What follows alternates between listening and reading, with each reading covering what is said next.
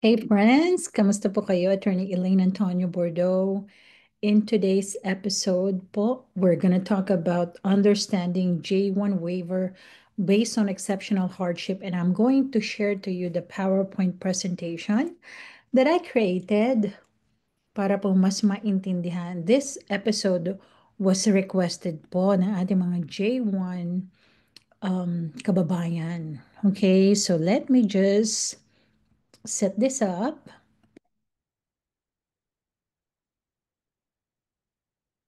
Ayan. Okay. All right. J1 visa waiver for exceptional hardship. Um, ang proseso pong ito ay fina-file kung merong 212E.